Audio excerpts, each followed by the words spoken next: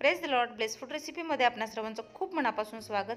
आज आपण घरच्या घरी हॉटेल स्टाईल कॉम्बो, झटपट बनणारा चिकन मसाला आणि गव्हाची तंदुरी रोटी, तेही बिना ओव्हन बिना तंदूर तव्यावर कशी बनवायची हे बघणार आहोत. चला तर रेसिपीला सुरुवात करूयात. तर आज आपण अगदी रेस्टॉरंट सारखी तंदुरी नान किंवा तंदुरी रोटी घरच्या घरी सोप्या पद्धतीने आणि हेल्दी पद्धतीने बनवणार आहोत. कारण या ठिकाणी मी मैद्याच्या पिठाऐवजी गव्हाचे पीठ वापरलेले आहे. त्या गव्हाच्या पिठाची मस्त तंदुरी रोटी आणि तंदुरी नान कसं बनवायचं हे बघूयात. तर इथे मी गव्हाचे पीठ घेतलेले आहे. तुम्हाला जितक्या क्वांटिटीमध्ये बनवायचं आहे तितक्या क्वांटिटीमध्ये तुम्ही गव्हाचे पीठ घेऊ शकता. तर इथे 1 किलो गव्हाचे पीठ घेतलेले आहे. 1 किलो गव्हाच्या पिठासाठी जवळपास 1 चमचा साखर. साखरेमुळे या पिठाला गोडवा भेटत नाही, रोटी चवीला छान होते. तर तुमच्या मनात प्रश्न असेल की साखर घातल्यामुळे रोटी गोड होईल, तर असं होत नाही. तर 1 किलो गव्हाच्या पिठासाठी मी इथे फक्त 1 चमचा साखर घातलेली आहे. चवीनुसार मीठ टाकायचं आहे. आधी हे कोरडं छान मिक्स करून घ्यायचं आहे. साखर तुम्ही कोमट दुधामध्ये विरघळवून टाकली तरीही चालेल. मी ते डायरेक्टच टाकत आहे. इथे खाण्याचे तेल आहे. तर हा छोटा चमचा आहे, मी 4 चमचे तेल टाकते.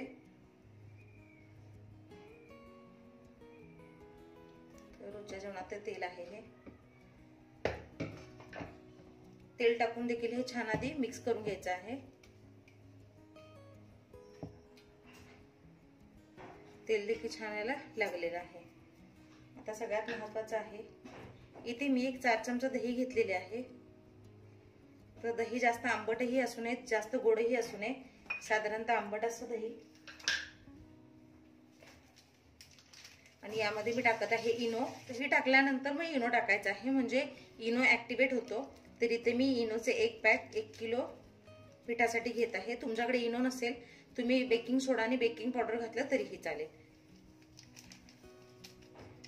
ते बघा, दह्यावर ज्यावेळेस आपण इनो टाकतो त्यावेळेस हा ऍक्टिव्हेट होतो.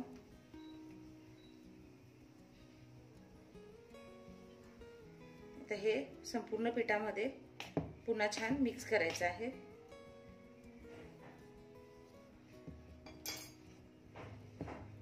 तर हे सगळं छान मिक्स झालेलं आहे. आता थोडं थोडं पाणी घालून पीठ मळून घेऊयात. तर पाणी घालताना एकदम जास्त घालायचं नाहीये, तर थोडं थोडं करून पाणी घालूयात आणि पीठ मळून घ्यायचं आहे. तर हे पीठ आपल्याला घट्ट मळायचं नाहीये, थोडं सैलसरच पीठ मळून घ्यायचं आहे. तर हे पहा, पीठ छान मळून झालेलं आहे आणि पीठ मी सैलसर मळलेलं आहे. खूप घट्ट पीठ आपल्याला इथे मळायचं नाहीये. तर याला आता थोडा वेळ असंच ठेवून देऊया. नकळतपणे तेलाचा हात याला असा पुसायचा आणि आता हे झाकून ठेवूयात. शक्य असेल तर तासभर ठेवा, नाही तर एक 15 ते 20 मिनिटं ठेवून मगही तुम्ही रोटी केली तरीही चालेल. तर आता हे 15 मिनिट आपण झाकून ठेवूयात. एक 20 मिनिट झालेले आहे आणि पीठ आपलं जरा फुगलेलं आहे. आपण यामध्ये इनो घातलेला, त्यामुळे पीठ बऱ्यापैकी फुगलेलं आहे. आता हाताला तेल लावायचं थोडं आणि पुन्हा हे पीठ काय करायचं बघू शकता तुम्ही. पीठ छान मऊसर मळलेलं आहे. एअर बबल्स दिसतात तुम्हाला इनो घातल्यामुळे. तेल लावून पुन्हा हे पीठ छान असं एकजीव करून घ्यायचं आहे, जेणेकरून ज्या रोट्या आहेत किंवा नान बनवणार ते छान असं सॉफ्ट झालं पाहिजे. पीठ मळून तयार आहे. आता आपण रोटी बनवायला घेऊयात. तर थोडंसं गव्हाचं पीठ असं भुरभुरायचं आहे आणि जितकी रोटी बनवायची आहे तितका पिठाचा गोळा घ्यायचा आहे. तर पीठ हे बघा छान असं सॉफ्ट आहे.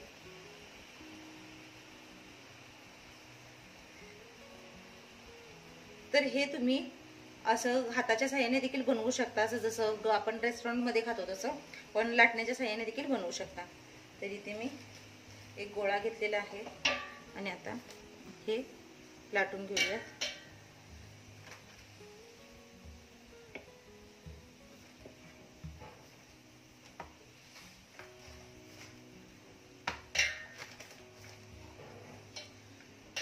तर रोटी खूप पातळ नसते, जाड असते, तर जाडसर अशी रोटी लाटून घेतलेली आहे.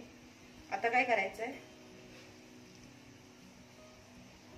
तर तव्यावर जी बाजू आपण टाकणार त्याला पाणी लावून घ्यायचं आहे, कारण आज आपण बिना तंदूर घरच्या घरी तव्यावर रोटी कशी बनवायची ती बघणार आहोत. इथे मी आधीच तवा गरम करायला ठेवलेला आहे.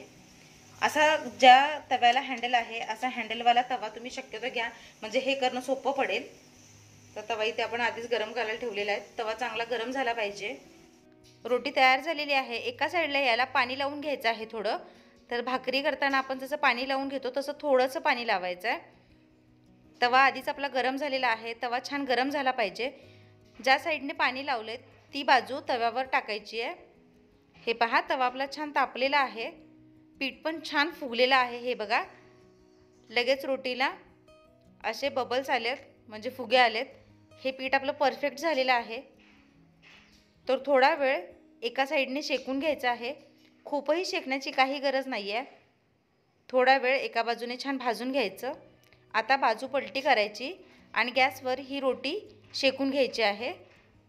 दाखवते त्या पद्धतीने सगळ्या बाजूने छान फिरवून अशी फुगवून घ्यायची आहे, भाजून घ्यायची आहे. रोटी किती छान फुगले ते बघू शकताय तुम्ही.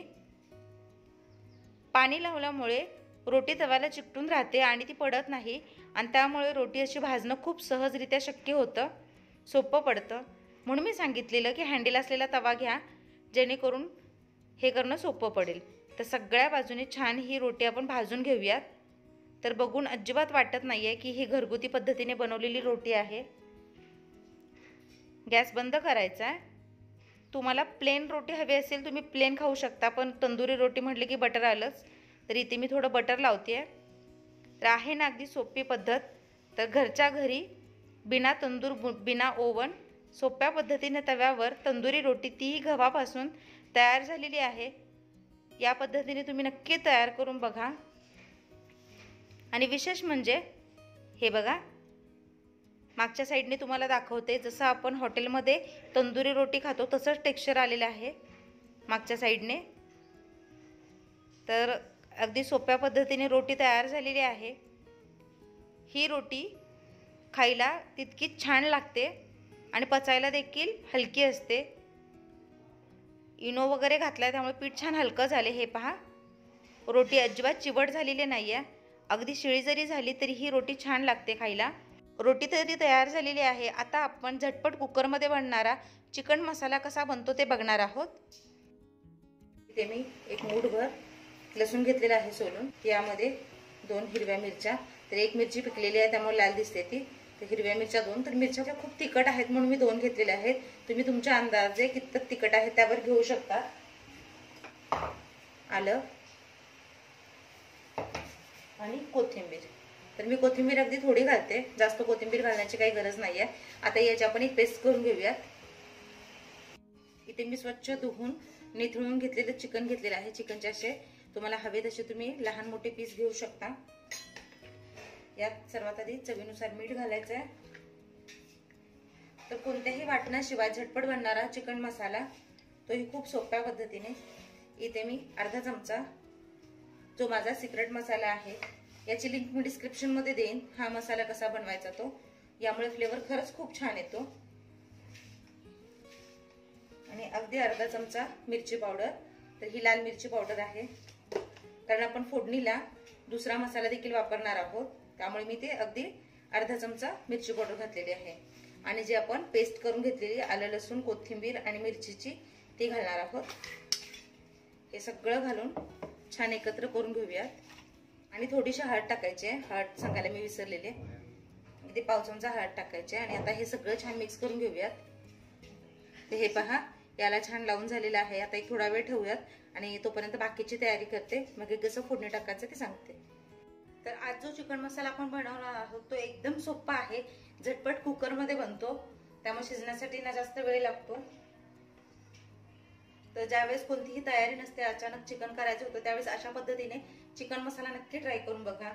इथे मी कुकर ठेवलेला आहे. कुकर थोडा गरम झाला की यामध्ये तेल टाकायचं आहे. तर इथे मी 2 पळी तेल टाकलेलं आहे. तेल छान गरम झालेलं आहे. इथे मी 1 किलोच्या प्रमाणामध्ये चिकन बनवते, त्यासाठी 4 मोठे कांदे बारीक चिरून घेतलेले आहेत एकदम, आणि एक मोठा टोमॅटो चिरून घेतलेला आहे. तर कांद्याच्या मानाने टोमॅटो कमी घ्यायचा आहे.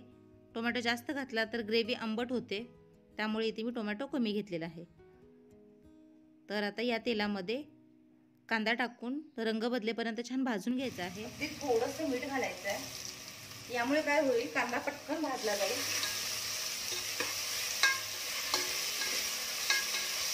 कांदा रंग बदलेपर्यंत छान भाजून घेऊया.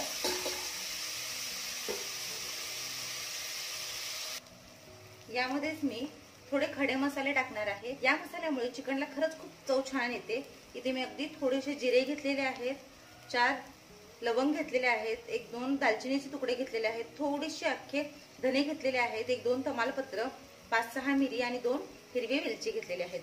तर हा मसाला यामध्ये घालायचा आहे आणि हा देखील कांद्यासोबत छान परतून घ्यायचा आहे.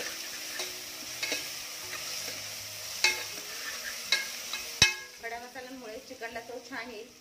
आता कांदा छान आपला परतून घेऊयात. अगदी रंग बदलेपर्यंत आपल्याला कांदा भाजून घ्यायचा आहे. हे पहा, कांद्याचा रंग पूर्ण बदललेला आहे, पूर्ण सोनेरी कांदा झालेला आहे. आता यामध्ये आपण टोमॅटो टाकूयात.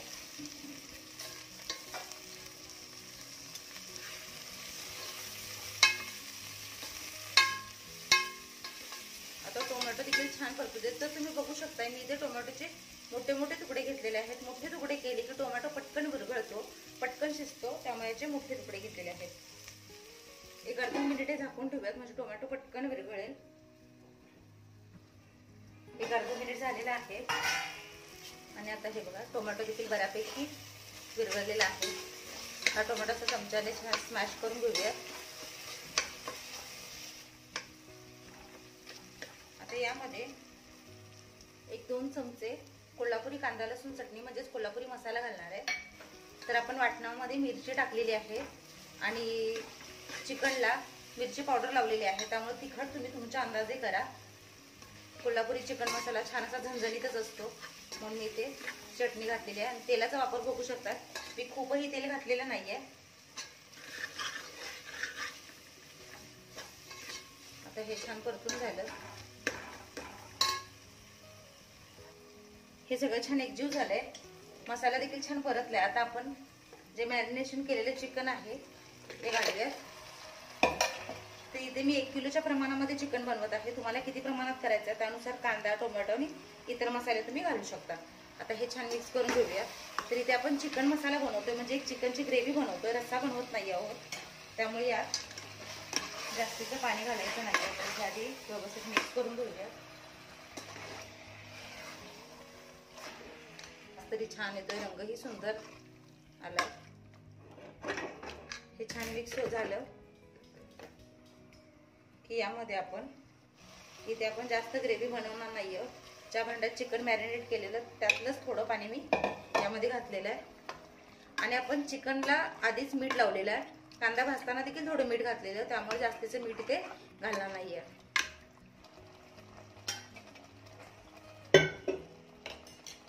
हे छान मिक्स झालंय. आता आपण, तुम्हाला जर पातळ बनवायचं असेल तुम्ही आणखी पाणी घालू शकता, पण कुकरमध्ये ज्यावेळेस आपण चिकन शिजवतो त्याला आपण पाणी सुटतं. तर आता कुकरचं झाकण लावते आणि याला 1-2 शिटी देऊन घेणार आहोत.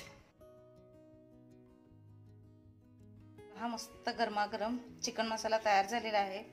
तेल आपण अगदी कमी घातलेलं, आपण चिकन मध्ये जी चरबी वगैरे असते त्यामुळे तेलाला सुटलेलं आहे. हे पहा मस्त. आणि पाणी आपण अगदी कमी घातलेलं, पण तरीही त्याला पाणी सुटलेलं आहे.